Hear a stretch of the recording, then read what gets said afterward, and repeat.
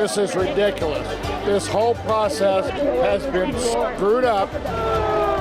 Loud boos, hotly disputed floor votes, and a win by Hillary Clinton. We recap the chaotic Democratic State Convention and what it means for the party going forward. Opposed, signify by saying nay. Slow and steady, Nevada Republicans throw their weight behind Trump and thumb their nose at the governor. For my father, Cuba did not have a Second Amendment. And Republican congressional candidate Dr. Annette Teijeiro tells us how her Cuban heritage plays a role in her Second Amendment views. From 8 News Now, this is Politics Now with Steve Sebelius and Patrick Walker. Well, it was a bitter ending for the Democratic State Convention here in Las Vegas. Thanks for joining us for this post-convention edition of Politics Now. Patrick Walker. And I'm Steve Sebelius. Both state parties held their conventions this weekend, the Republicans in Reno and the Democrats at the Paris Hotel Casino. Yeah, this time the Democratic convention was the one with the fireworks when the unruly convention goers were kicked out by the Paris Hotel Casino. The sheriff's department is coming into the building and trying to force us to leave. Well, that YouTube video was posted by Bernie Sanders supporter Annie H. According to the state Democratic Party, the event went into overtime, and the hotel feared it didn't have the security staff to handle an unruly event after tensions between Bernie Sanders supporters and Democratic Party leaders flared up. That came after State Party Chairwoman Roberta Lang accepted a motion to approve a committee report that granted Clinton more delegates to the National Convention in Philadelphia. But Sanders supporters said nearly 60 of their delegates were rejected improperly, although the party replied that they either failed to meet a voter registration deadline or supplied information that simply couldn't be verified. Those people could not show, or there was no record that they had been at the caucuses or at the county conventions. This is one of the worst cases of cheating I've ever even heard of. Sanders should have had 2 more delegates, and they arbitrarily decided to not seat 30 people who had no grounds to be unseated, and it's just really... Well, the last person you're hearing there is Aaron Bilbray, one of the 8 Nevada superdelegates and the only one who has pledged her support to Bernie Sanders. The convention was loud, however, even before all of that. California Senator Barbara Boxer was booed by Bernie Sanders supporters when she showed her support for Hillary Clinton on stage.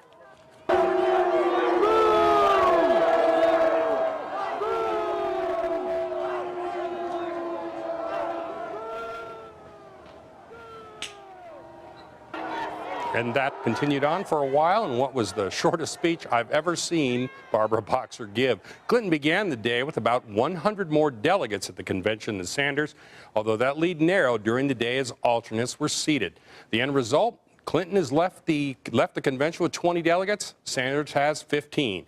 That dashed the hopes of the Sanders camp to muster more people at the convention and wind up with more delegates than Hillary Clinton. There are also 8 superdelegates, one of whom is pledged to Sanders. The rest are Clinton supporters or have yet to declare a preference. Well, the Republican State Party convention in Reno went pretty much as expected, although it went pretty slowly. We're notorious for running behind schedule, and it just is what it is. Donald Trump becoming the presumptive nominee, only about a third of the 3,000 delegates qualified to be at the convention actually showed up. 30 delegates will head to Cleveland for the National Convention in July. 16 of those will be for Trump. The convention did feature one of those unique to Nevada moments when alternate delegate slots ended in ties. That had to be settled by drawing cards. That actually happened 3 times. Also this morning, the Republican convention passed a resolution denouncing lawmakers who voted in favor of the commerce tax, including popular Republican Governor Brian Sandoval. The governor didn't attend the convention. Republicans also passed a resolution saying the state should control the land in Nevada, something Donald Trump already opposes. And they also passed a resolution to support Cliven Bundy, the Bunkerville rancher, facing federal charges for the armed standoff at his ranch in 2014. All right, so now all of Nevada's votes are signed, sealed, and delivered. So let's take a look at the national delegate count. You can see Donald Trump at 1134. That's just shy by about 100 votes of the, or delegates rather, of the 1237. Meantime, as we go over and take a look at the Democrats, Hillary Clinton without superdelegates is at 1716 versus 1433 for Bernie Sanders. Now, when you throw in those superdelegates, Hillary Clinton is only about 140 shy of that magic 2382 number. So, Steve, when we look at all of that, the numbers, at least for both of them now, coming around that 100 mark, so we're getting closer and closer. This should all be wrapped up, I would think, before the actual conventions in July. Yeah, absolutely. I think it's inevitable. Both candidates will probably have enough or close to enough that it's going to be obvious who's the nominee for both parties. So the Republican Party, sorry about that. Let's move on now to some higher education. Yeah, Nevada Higher Education Chancellor Dan Klaich is being allowed to retire quietly with a nice payday on the way out. The Board of Regents last week took up whether or not the chancellor had committed any wrongdoing. The Review Journals reported at least 2 incidents of research being manipulated behind the scenes and conspiring with a consultant to get favored results. The Regents decided that Klaich didn't do anything wrong, although they still approved his early retirement and that payout.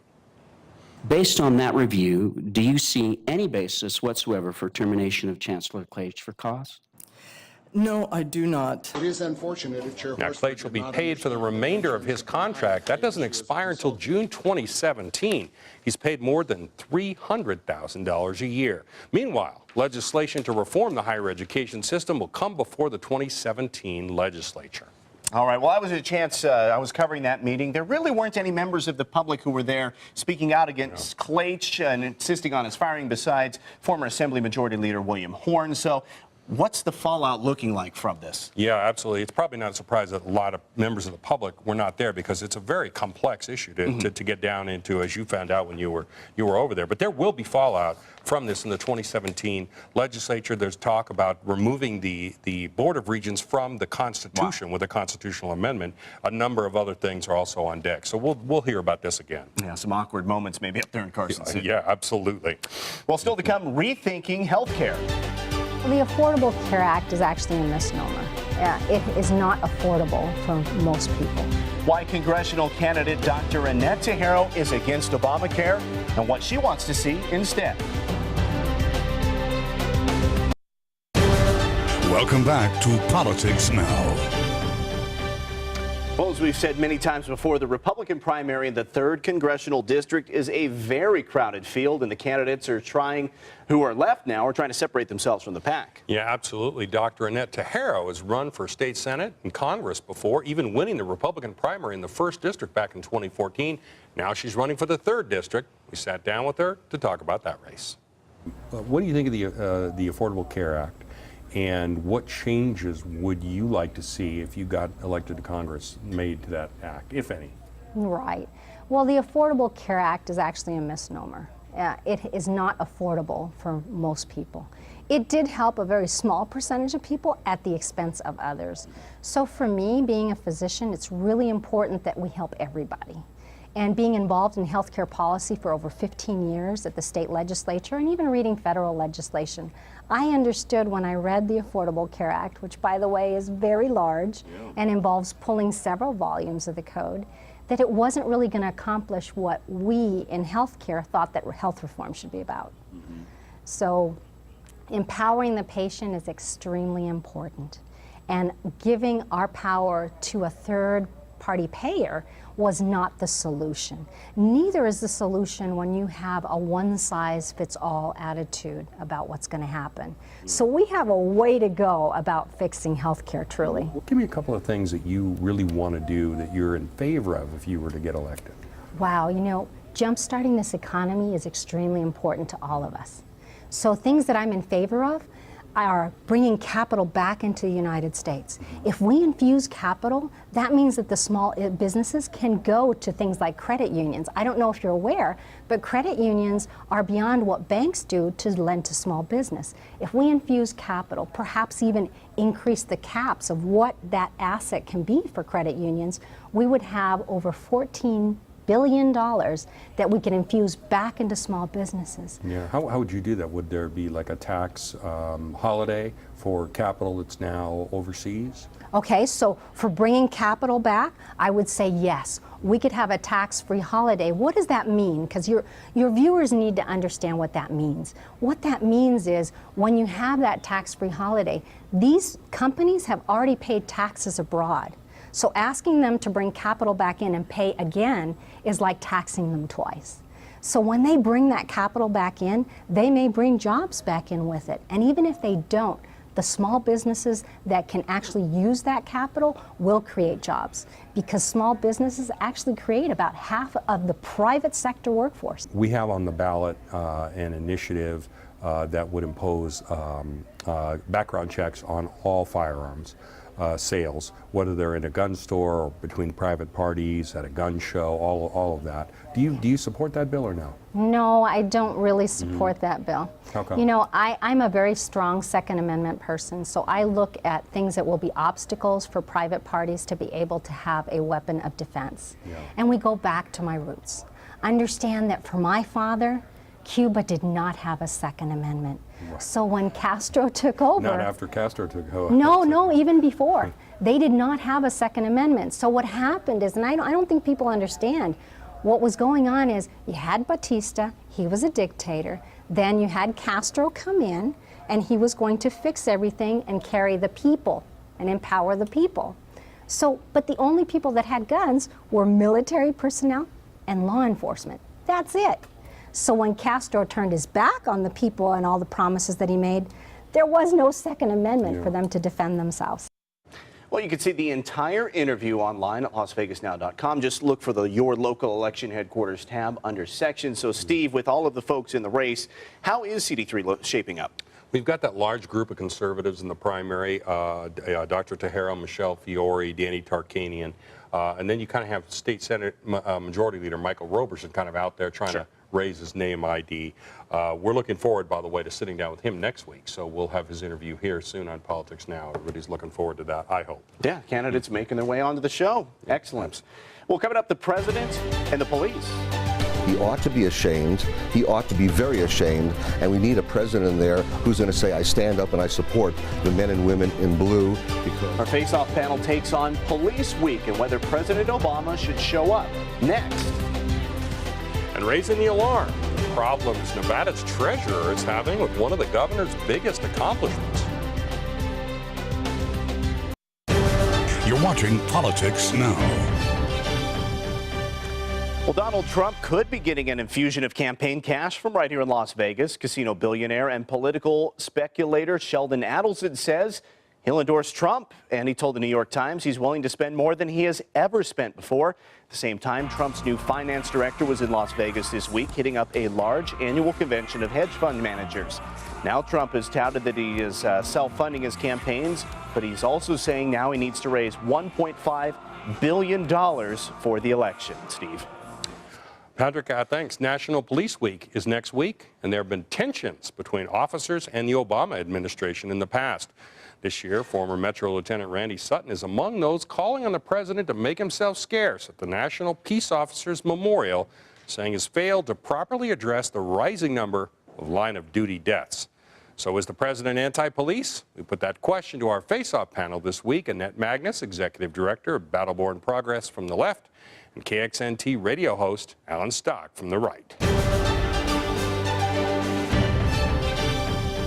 There is some underlying friction there, obviously. What do you make of that, Annette?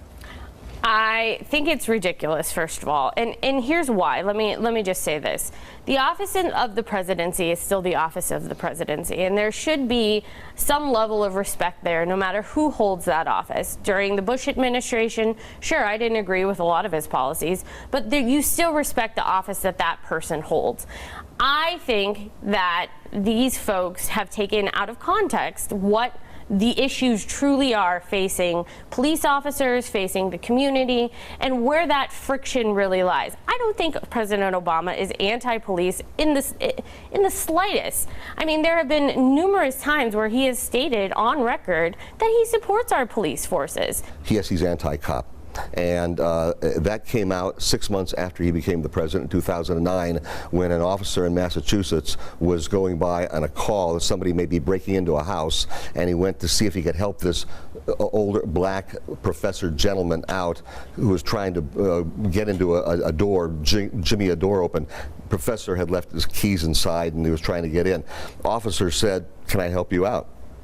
And the professor turned around and was vile, using the F-bomb and everything to the officer.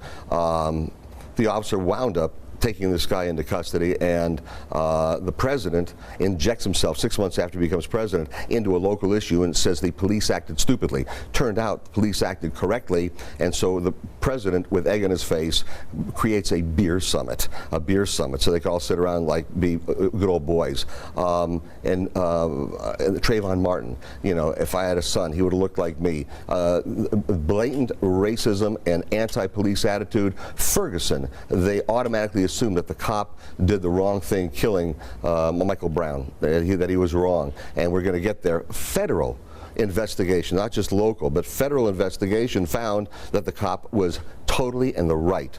It's totally naive to sit here and say that there are not problems within our police forces across the country where there is institutional racism, and there are things that are real problems with the way we police this country, whether it's towards black people, whether it's towards Latino people. There are true problems that need to be addressed and need to be seriously looked at within our police forces. And institutionalized racism? No, this is a phrase made up by the Black Lives Matter movement and by the President of the United States. This is a real thing, Alan, for you to sit here and poo-poo this and say it's not an issue. Do we have institutionalized racism here in Las Vegas? Absolutely. Where? Show me where. All over the country. Show me where in Las Vegas, in Metro. Somehow Show me where. You all think racism is suddenly over. Where is it? It happened every single day. Show me where. When Tell you me. walk down the street or when you're in a car and you're racially profiled simply for the color of your skin, that is institutional racism. When's the last time that happened? Show me one time. All the time. No, It happened. No, just by saying that doesn't make it real. You know what? You live in a fantasy world. No, I live in a real world. As a white and man I'm not willing. and as a white woman, we have it so much easier. And you know what? Institutional to say, I can't even believe you would say something like that. That is so offensive. And I can't believe that you would parrot what the president has put down from the top. Because it's real, Alan. It's real. And again, I challenge you. Show me where. Alan, open your eyes. Should the president be there or should he not? He's still the president of the United States. He should absolutely be there. 100%, he should not be there. The office is something to respect. The man who's holding the office does not deserve that respect. I don't think they should invite him, and I think that he should respectfully bow out. We can watch the rest of Face Off on LasVegasNow.com, including an in-depth discussion about how Nevada's constitutional officers are at odds with Governor Brian Sandoval, even though they're all Republicans. Patrick? All right, Steve, thanks. This is The Race Now, where we recap the political stories making headlines this week. The Nevada Supreme Court says a petition aimed at repealing the state's new commerce tax is not fit for the ballot. A high court order says it doesn't tell voters the repeal could unbalance the state budget by tens of millions of dollars. The new business tax was backed by Governor Brian Sandoval and more than 2/3 of the legislature, but opposed by tax increase opponents.